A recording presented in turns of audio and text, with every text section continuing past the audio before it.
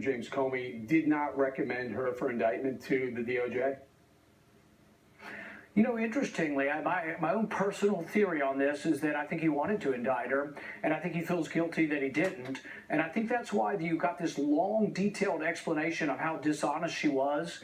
You know, she didn't actually lie to the FBI during the testimony, but she lied to the American people on multiple occasions. And he pointed this out in specific detail. And the FBI doesn't have to do that. So my sort of personal theory is that Comey feels a little guilty about not indicting her. So therefore, he spelled out for the American people so at least the voters can find out that she did lie many, many times to the public about whether or not she had classified email out there. You know, one of the classified emails that Judge Napolitano has pointed out was the schedule for Ambassador Stevens in the last 2 days of his life.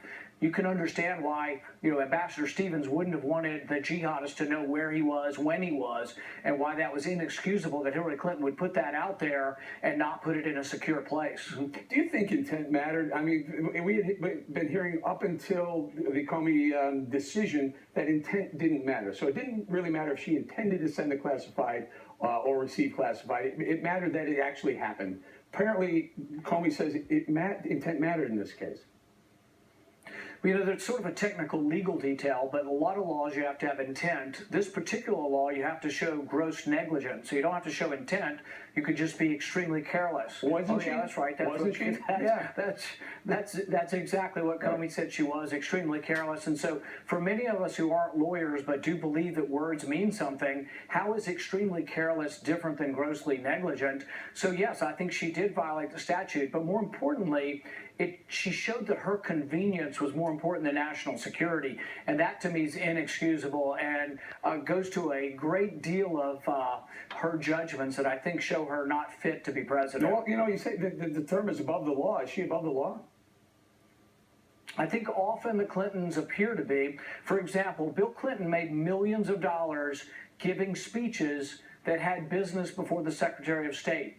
So one business wanted to sell electronics to Iran in violation of the sanctions. Bill Clinton got $750,000 from them. At the same time, Hillary Clinton was deciding whether or not she would let them sell things to Iran. Same way with the uranium company.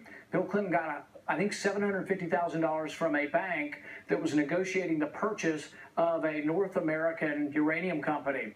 Just so happens Hillary Clinton had to vote on that also. So the conflict of interest just goes on, and I think it's indictable. I think she should be in prison for it. But short of that, I think every voter in the country needs to know that the Clintons are in it for themselves. They're in it to make money, and they will make hundreds of millions of dollars if she gets in the White House because they will sell themselves to the highest bidder. Every voter in America should know that, and they should make a sincere judgment on whether or not you want somebody who's in it for enriching themselves or someone who actually would defend the country. No doubt.